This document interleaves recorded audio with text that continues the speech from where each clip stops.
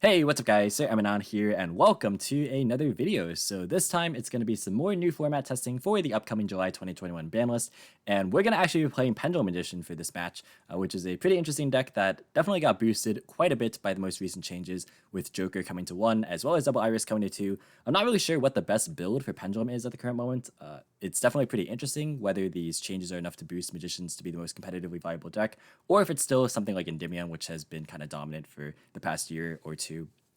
But yeah, definitely worth testing out for sure, which is what we're going to be doing today. And this is just pretty much a very slightly modified version of Triff's list. So if you guys want to check out Triff's channel, I will leave a link to that in the description box below. But our opponent today is going to be Brandon, very good friend of mine, and he's going to be on pure Striker, so no engine splashed in like Draco or Orcus that you saw in the previous couple of videos.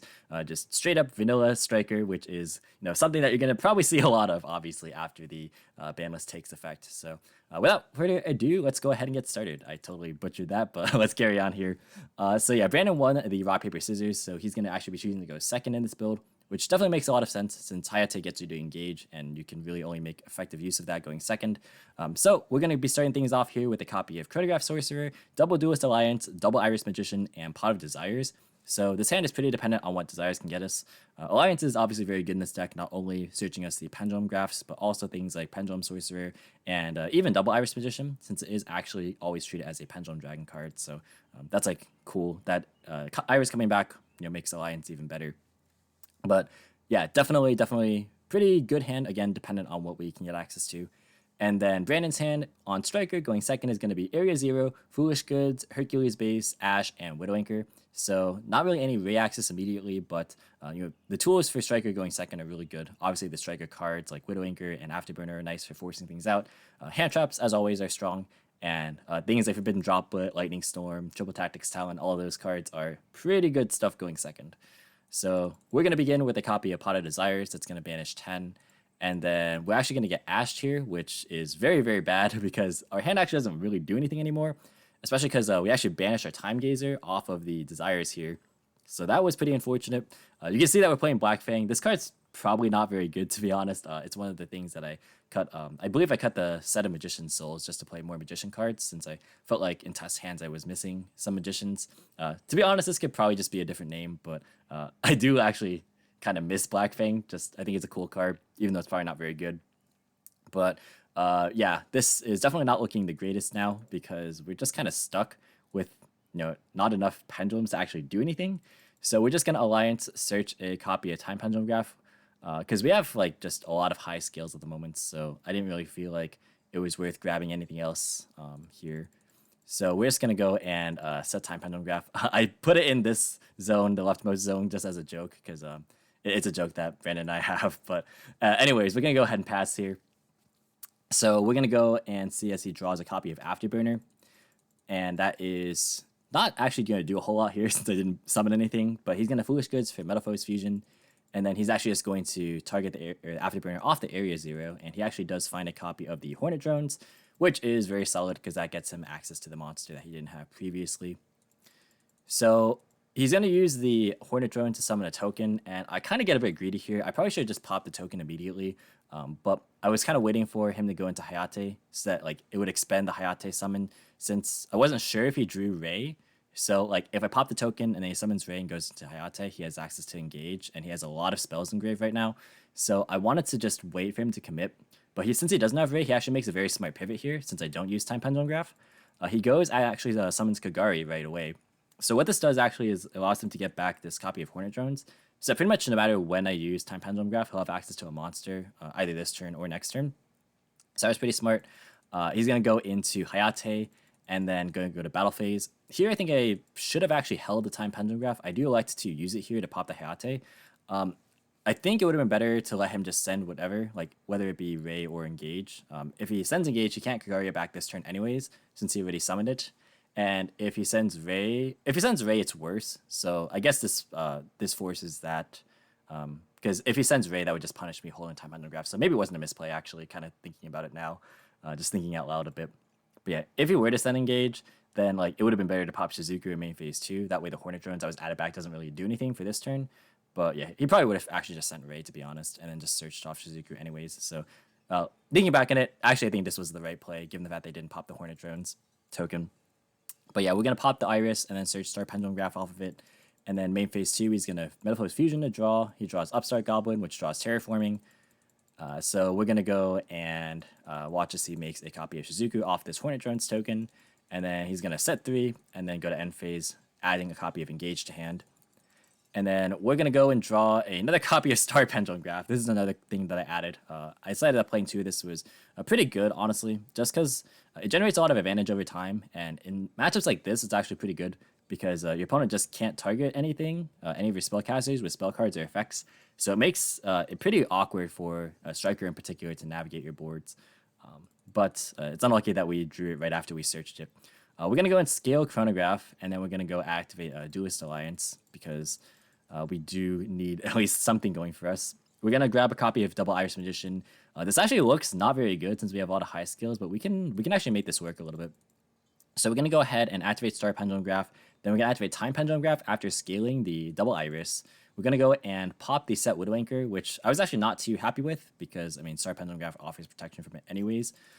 But we're going to go ahead and trigger the Star Pendulum Graph as well as the Iris, I believe.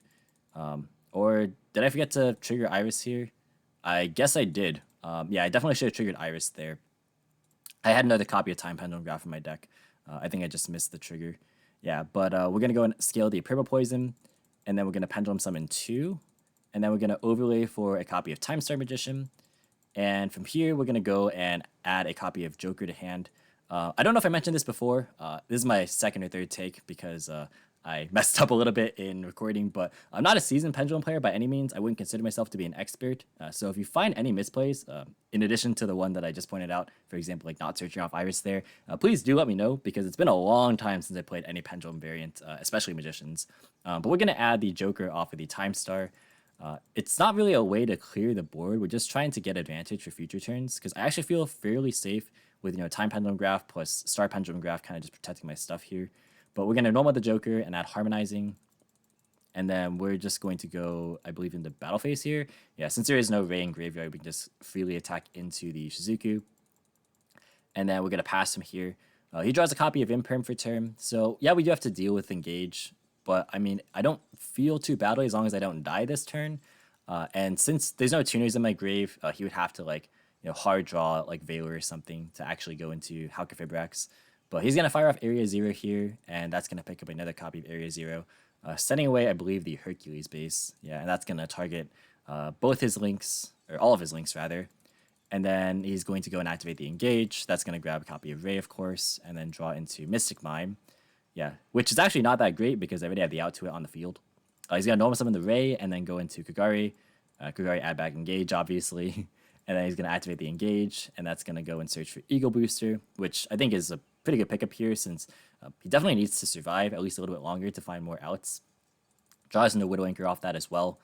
So yeah, he has a lot of cards, but none of them really do that much. He's going to set another copy of Area, and then he's going to set a whole bunch and then go into Shizuku. I'm trying to remember why he set the other copy of Area. Maybe he wanted me to pop it with Time Pendulum Graph, or he just wanted to get more spells engraved. Let's see. Yeah, this is 8 spells. So yeah, this is 8 spells. So if he activates like Eagle Booster, it'll put it to 9 spells. So like his Shizuku can then like crash with Time Star. I think he also considered that doing that on his turn, but then like this wouldn't be able to be destroyed by battle anyway. So I didn't think he saw a point in doing that. So he just went to end phase, and you see he's playing multiple copies of Eagle Booster as well. But he's gonna pass here. We're gonna Time Pendulum Graph in the end phase. We're gonna actually send a copy of Tuning Magician because we're gonna protect with Time Star, and then we're gonna pop the Eagle Booster as well. And then since it didn't destroy 2 cards, Time Pendulum Graph can non-target send the Imperm as well. So yeah, pretty good that we can just clear a lot of the cards this way because the Time Star Magician protection effect is extremely good. So we draw Celestial, which is definitely not bad here. We're in a pretty winning position actually from this point. So we're gonna Time Star, we're gonna add a copy of Oath Dragon just so we can get more resources back. And then we're gonna Time Pendulum Graph, we're gonna destroy the Terraforming, we're gonna send another copy of Tuning Magician doing the same thing as last turn, and then we're gonna send the last back row, which is a Widow Anchor. And then from here, I think I normal summon the Celestial, I trigger the effect, and then I go into a copy of Dagda just to clear more space, and then I'm going to Pendulum summon pretty much everything. We're going to go for Harmonizing as well as the Oath Dragon to add back the Double Iris. We're going to summon a copy of Wisdom Eye off the Harmonizing, and then from here we're going to overlay, and yeah, he just kind of concedes from there. So yeah, that was a pretty good display because we're going to overlay for Dweller, and then we're going to go Access Code and OTK. So I think that was actually pretty solid as far as the game one showcase is concerned, because even though our opening was really not that great, we didn't die, which is good. And that's like one of the good things about playing against Striker is that since they don't really kill you all the time turn one, you have enough time to kind of set up. And Star Pendulum Graph definitely put in a lot of work just by having the protection and getting us access to more cards. But carrying on here into game number 2, we're going to go ahead and go second actually. So he chooses to go first. And actually, kind of thinking about last game, I don't know if I remember to trigger my Star Pendulum Graph at any points there, but it didn't end up mattering in the end. But his hand going first this time is going to be Solemn Judgment, Ego Booster, Engage, Hornet Drones, and Area 0. So this hand is really, really good. Not much to say about it. And then our hand going second is going to be Chronograph, Tuning Magician, another Chronograph, Abyss Actor, Curtain Raiser, and Star Pendulum Graph. There's not a whole lot you can really like side in the way of like hand traps, obviously. There's not a lot of space in general, but we didn't draw like any of our back row removal anyways. So he's going to start things off with Area 0. He's going to set the Hornet Drones, and then he picks up a Widow Anchor off of that. He's fine to do this because he already has Engage. So he's going to grab a multi-roll off of this. This actually would have been punished by Ash if I had it, but I don't, obviously. So he's going to roll away the Area 0, summon out Ray, and then he's going to go into Kagari to add back the Engage, and then he's going to activate Widow Anchor just to get the third spell engrave, and then he's going to go and add another copy of Widow Anchor, and then draws into another copy of Judgment, and then going to go into Shizuku, and then that's going to set 3, and then end phase going to add Afterburner off of the Shizuku, and then multi-roll going to set the Widow Anchor. So we know that there's, I believe, Widow and Eagle. No. We know there's, so we assume that there might be Widow set off just like directly because the Engage searched the second copy. The first one was grabbed off Area, but he actually ended up not setting it. So yeah, actually none of these 3 cards end up being Gnome. But yeah, we're going to draw. It's evenly matched, but he has double Judgment anyway, so it doesn't matter. Yeah, we're just going to get that out of the way. I assumed that was the only one, actually, but come to find out later, it wasn't. We're going to activate the Star Pendulum Graph, and then we're going to go for a Curtain Raiser. This hand, again, is pretty clunky, if you think about it. Like, we just don't really have any Magicians. Like, we didn't draw a single Magician besides Tuning, which doesn't really count for the purposes of plussing off, like, Star Pendulum Graph. But we're going to do our best here. We're going to normal summon the Tuning, go into Halka and then use the effect. That's going to get Widow Anchored, and then he's going to take it, and then we just pass. Yeah, so this is kind of the thing with Pendulum sometimes is, like, you kind of just draw these hands where, like, you can't really do anything with them. I mean, I had Chronograph for Time Gazer, but, like, realistically, I don't know what that would have accomplished. You guys can let me know if I ended up misplaying there somehow, but I actually just genuinely am not sure, like, how that could have been played differently. So I'd love to hear your guys' feedback if you can see a different line of play, because sometimes I just don't really know what to do when you draw hands like this in this deck. But yeah, we're going to go ahead and pass. He draws a third copy of Judgment for turn, which is terrifying, to be honest. He's going to go for Kagari, and that's going to add back Engage. So yeah, he's already up like plus 1 billion cards on me. He's going to go and, let's see, go for... Oh yeah, I forgot about the tuning effect to where I lose 400 and he gains 400 since I normal summoned it. But he's going to Widow Anchor, target the Hulk, and I chain the Hulk to go for TG Wonder Magician. This is like normally for the Dagda play if you have to go that route, but I use it instead to pop multi-roll, which is pretty good because he already went through Kagari, so he can't add it back this turn, which is not bad. But he has Engage, so obviously he's just going to go for Hercules base, and that draws there can be only one, which is pretty much lights out for us for sure, because we don't really have a great way to out it right now. He's going to go for Afterburner and then pop our board. We draw Duelist Alliance off the Wonder Magician at least, but yeah, the Star Pendulum Graph there going is not great because that's like one of our win conditions as far as just like having protection. Not like we had any Magicians anyways, though, to be fair. But Kagari's going to attack for a fair amount of damage before he goes into Shizuku main phase 2, and he's going to set his whole hand and then add Shark Cannon in the end phase. So we are unlikely to win this game, but we're going to try. We draw a copy of Celestial Magician, so, I mean, there is a Magician at least, but it's not looking too good. We're going to scale Chronograph, then go for Duelist Alliance, and go for Star Pendulum Graph. I'm just trying to get advantage because we really don't have a lot of cards that do anything because we have all high scales. So, yeah, we're going to go and activate the Chronograph Sorcerer to just try and get a body on the field because I think my goal here was just to clear the scale, and then I think I was going to normal summon the Celestial, link it off, and then trigger the Star Pendulum Graph for a low scale, and then try and go from there. But yeah, this There Can Be Only One is just going to ruin all of that. We summon out Time Gazer, and we can't really do anything, so we're just going to pass on this. He draws another copy of Ray for turn. He's going to equip the Hercules base. He can't go into Kagari, obviously, because he is under his own There Can Be Only One, but not really that big of a deal. We're going to go ahead and trigger the Star Pendulum Graph once our Time Gazer gets attacked over, and he also gets to draw one off Hercules base, so he draws Foolish Goods, and we're going to search our low scale. So we finally have something to play with, but it's not much. He's going to go ahead and pass turn back to us. We draw a Tuning Magician, which is not great because we already had one in Graveyard. And we just got to try and find a way to actually out this, but it's pretty difficult when we don't have a lot of ways to deal with it. I think for a long time here, I think I just end up sending the Purple Poison so I can try and pop it. I don't want to like crash and then like just give him an extra card before his next draw phase. But I don't know, like if I were to crash, let's think if I did crash, I would have been able to like search a low scale off Star Pendulum Graph, pop this, and then maybe try to play a little bit. But I mean, it would have been hard through Double Judgment. So I'm not really sure if that would have made a big difference. He's going to draw Joel for turn, and he's going to normal summon Ray, attack over the Purple Poison. We're going to clear that There Can Be Only One, but he's going to draw. It's actually Metaphor's Fusion, which is pretty funny. We're going to search for Harmonizing. I'm actually not sure why I search Harmonizing here, actually, come to think of it. I probably should have just searched another low scale. But we're like really far behind anyways. He's going to attack with Ray as well. And then in main phase 2, yeah. The problem is that because I cleared that There Can Be Only One, like now he can also make advantage of Kagari again. So maybe instead of setting this, I should have gone and tried to attack. It wouldn't have mattered again through like the Double Judgment set. But I think hindsight, I think that was a better play for sure. He's going to add back the Hercules base off the Kagari, actually, instead of Engage. And then he's going to go into Zeke. And then he's going to Shark Cannon for my Wonder Magician. I think he's just trying to clear my board here. He actually ends up, like, forgetting that he sided out Valor here. And I think he thought that Joel was a tuner, but it wasn't. So I think we have to backpedal here. He just goes straight up into Selene instead. And then he summons from deck instead of from hand. A little bit scuffed, but it gets the job done eventually. He's going to go into Link Rebo and then go into Access Code.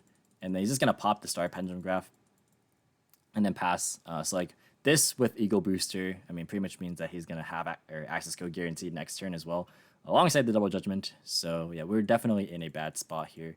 We draw Wisdom Eye, which actually is a low scale, so we did kind of luck out there, even though searching this probably wasn't the best play. But we're going to go ahead and scale up. We're going to go for Oath Dragon, and then we're going to Oath Dragon effect to add back Purple Poison. And then we just try and pen summon pretty much as we can. But we run face first into Solemn Judgment, which, I mean, was to be expected. That was there since turn 1. So everything goes to grave. We're going to activate the Purple Poison to target the Access Code. He has Eagle Booster set. And that is just the end of the game. So, yeah, that definitely was not the most favorable of outcomes for sure. I think that our hand wasn't very good, to be honest. But that being said, we still could have made plays a little bit differently throughout that game.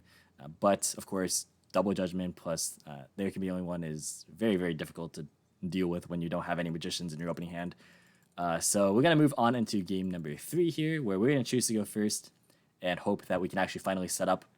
But our opening hand going first is going to be a Scythe, Star Pendulum Graph, Alliance, Dragon Pit, and Celestia. So again, this hand is just like devoid of enough pendulums to actually do anything. Like we drew 2 high scales again. So I think honestly, like this deck needs more low scales because we do not have enough, or at least I'm just not drawing any of them. But yeah, all these hands, I think all 3 of these games were fairly awkward. I guess in the case of the first hand, it was just because I got Ashed on my Desires. So that's a bit of a different case. But yeah, these hands have not been very pretty. I'll say that much. But our opponent's hand going second is going to be Widow Anchor, Area Zero, Foolish Goods, Hornet Drones, and Shark Cannon. So lots of striker cards for going second. He doesn't need a whole ton to help break my board a little bit, but it's going to be a grind anyways if we can get even a little bit established. So I think of a little bit, and then I go and scale up my Celestial, and then I go for Alliance to search for Pendulum Call, which is not like the greatest if you want to be popping your double Iris, but here it definitely is. It definitely works. So we're going to go and search for Harmonizing as well as Oath Dragon. Yeah, it's just not pretty. Like we don't have a lot to really work with here. So I'm gonna scale up and then pen summon 1, and then we're gonna go harmonizing effect to summon out. I think for a while here, we're gonna summon out a copy of Wisdom Eye. And then I'm thinking like if I Xyz on the Tornado Dragon, I don't get use of my Star Pendulum Graph or my Oath Dragon, even though I can use my Scythe. So I actually go for Hcabe instead, because I'm just gonna tag out into TG Wonder Magician, and this way I get to trigger my Star Pendulum Graph and get my Oath Dragon effect as well. So we're gonna grab both the effects. We're gonna summon Tuning Magician, and we're gonna go and grab our Search. Yeah, he thinks I gets the life points there, but this can't activate off of Hulk. But yeah, we're gonna search Double Iris. We're gonna use Oath to add back Harmonizing, and we're literally just gonna pass in this. Like I maybe could have normal summoned, but I didn't see much of a point because I want to keep this on board anyways. So I just want to keep the resources in hand, just hoping that the Artifact Scythe would be good enough. But of course he has Shark Cannon, which can just it can just take it out of the graveyard anyways when it goes to activate. And he also has Widowmaker to negate it, so he has like both the outs. Like this maybe should have been sided out, to be fair. Like maybe that was just the misplay, was just keeping this in my main deck. Because even though Scythe in theory is like fine versus Striker, they have a lot of ways to just not care about it. So yeah, maybe I should have just gone for maybe I should have just gone for a different play as far as like sighting patterns are concerned, and then just gone for like a pretty low investment board that would end up with a lot of resources, because I still have a lot of plays for next turn as long as everything sticks. Like if my Star Pendulum Graph, my scales, and my stuff in hand still remains, I'll be in a pretty decent spot. But anyways, he's gonna go for Foolish Goods. That's gonna set Metal Force Fusion, and then he's gonna go Area 0 target his set, and then he's going to go and add a Ray off of it. He doesn't actually feel bad about setting this away. I don't think he knew that I had Scythe set, but he has the out anyways, so it didn't really matter. Here I'm gonna tag out into Hcabe. So it didn't really matter if I waited for him to summon Ray there, because like he could just tag out Ray and then chain Widowmaker to whenever I try and use Scythe. So there wasn't really a good window for me to do this anyways. Like his Widowmaker was always going to be negating the Scythe here. So I summon it, it gets negated, and he's going to chain the Hornet Drones because he wants to actually take the Scythe here, I believe. Yeah, he takes the Scythe. And then he goes and is going to think here. He's going to Fusion to draw into a copy of Cosmic Cyclone. And he's going to go for Zeke, and he's going to bash my Wonder Magician. And then here he's going to link off into a copy of Hayate, and then attack. And then he sends off this Engage, obviously. He's going to add it back off Kagari main phase 2, and then use it to add a copy of Afterburner, which I find to be okay, because obviously I still can't be targeted. But here is where I think I should have read potentially the Cosmic Cyclone that was drawn. You'll see that actually ends up losing me the games that I don't actually respect this and I don't read it. But we'll get to that later. We're going to go and CSC activates the Rhoda, which he drew off Engage for Rose. And then he's going to Afterburn his own Kagari, actually. And he's going to pop the Star Pendulum Graph. So I kind of take that back, maybe. Maybe that wasn't a good tell on the Cosmic. I'm just trying to think that there's any way that I could have maybe read the fact that there was a Cosmic there, because this ends up actually just destroying me. But he's going to normal summon Ray, and then go into a copy of Shizuku. And then end phase is going to activate the effect to add a copy of Hercules base. So yeah, getting rid of the Star Pendulum Graph definitely is unfortunate, because that's like a lot of our defense. But he's going to pass on this. I thought for sure that that would be a Widowmaker at this time, I think. Because my mindset was, okay, if he destroyed the Star Pendulum Graph, then that means he has something that he wants to use defensively during my turn that targets. So that's why I kind of read this as like a targeting spell. But ends up it wasn't. So he just wanted to cut off my resource access, which is also fair, because this generates a lot of cards over time. We're going to draw into another copy of Oath Dragon, and from here we have a lot of resources to play, and he only has Cosmic, so I should just win the game here, right? But yeah, I definitely punt this one, and this is definitely not the play that was correct here. So we're going to Pendulum Summon 3 right away, and then we're going to go Harmonizing and Oath Dragon again, so we're going to add back the Dragon Pit, and then we're going to go for Wisdom Eye off the Harmonizing. Here, I'm trying to figure out a way to play around Widow, while still being able to go for Dweller eventually and just like access code clear the board. I'm anticipating that there just isn't Nibiru, because I know that there's Hercules base in hand, and I know about Rose as well. So here I'm spending quite a while thinking, and I think I ultimately go for a copy of Hcabe. I use the effect. I'm trying to see if he like bites. Oops, I went fast forward there. But I'm trying to see if he actually bites, and then he uses the Widow Anchor on the Hulk, but he didn't. I go into Tornado Dragon with my 2 Magicians, and then I target the back row. But this is a mistake, right? So I do this before activating the Oath Dragon, and I needed Oath Dragon to actually add back to Harmonizing because I didn't normal summon yet, and I needed the extra body, and that actually ends up hurting a lot. So yeah, this Cosmic definitely was unexpected on my end, but I should have maybe played around it. I'm not really entirely sure if that was the best read on my part. Like, I was convinced again it was a Widow Anchor, right? Because he went out of his way to pop my Star Pendulum graph. But yeah, it turns out it wasn't the case. So I don't know. Let me know in the comments what you guys would have done on this turn, because I had a lot of options here. I had a lot of different lines of play, so I'm very, very much open to your guys' suggestions. Because again, I do not consider myself to be a super experienced Pendulum player by any means. But carrying on here, we're gonna go and go for Selene. And then we're just going to Selene into Access Code. Here is where the double Iris has to be summoned in defense off Selene, which is also important. So if I had the extra Magician added back off the Oath Dragon, I could just normal summon it and then go for a Dweller. And then I could just, Dweller so they can't bring back Ray. And that should be, that's like really, really solid, right? Mesa set his Rose doesn't do anything. And then I can just OTK from there. So yeah, if I had the extra level 4, I would have had it. But I ended up punting, which definitely is unfortunate. We would have gone for, so let's see. We're going to go and activate Access Code. We're going to pop the Shizuku here. We're going to go and watch to see summons both Ray and Rose, so we can't really do a whole lot here. We're going to go and activate the Access Code. Here's where actually he makes a mistake. He forgets that he can't respond to Access Code. So I actually just pop the Ray so he can't float into any of his striker monsters. Like, you can't float into Kagari or Kaina or anything. So like, that's not bad for me. But yeah, it's not looking great either, because if he has any way to find a monster, I pretty much just lose, because I don't have enough scales, and like, this board isn't really going to be that much protection should he survive, right? Or should he be able to come back into the game, rather. So he's going to draw a copy of Foolish Goods, which is pretty good because that helps him dig. He's going to go and set a card and then go for Area 0. He picks up a Widow Anchor off of it, which also is fine, because I'll at the very least clear my board, because he like steal Access Code and attack over Tornado.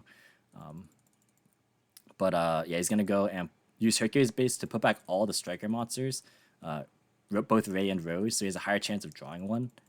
And then he's going to Melphos Fusion to draw, and then he does draw into the Rose. So yeah, it was any monster would have put him back into the game. He had a high chance to draw one. He had like all of them in his deck pretty much. So yeah, I mean, I'm not like too upset about that. It was my fault for punting the last turn anyways. Like, I definitely threw. He's gonna add back Engage, and then here's where the game is like definitely over. He's gonna add back Multi-Roll and then draw in a Triple Tactics Talon even, which is like really good. He's gonna area target Multi-Roll target the area. I try and change Tornado Dragon, but he has the Widow Anchor, which we knew about. Because he added about the area, of course. He's going to take it and then go for Ray, and he has like a whole bunch of monsters at this point. He's going to Triple Tactics Talon. I remember that this actually should have come back in the end phase, by the way. I totally forgot to mention that, but yeah, this should have come back off Zeke from last turn. But yeah, he's going to Triple Tactics Talon to steal my Access Code. And he's just going to pop my board because he has more than enough attributes, and this would have been my draw off the Wonder Magician. And that is game right there. So like, that would be my search too. But yeah, so we do lose this one, 2-1. Definitely that game 3 was sloppy from, I think, both of us, honestly. It was not the cleanest, but definitely learned a lot for sure. This is, again, my first time playing Pendulum in literally years, I want to say. It definitely is pretty solid. Like, the additions from the Banlist help quite a bit. It's just, I think the deck has sometimes difficulty if like it can't close out games, if it doesn't open the best.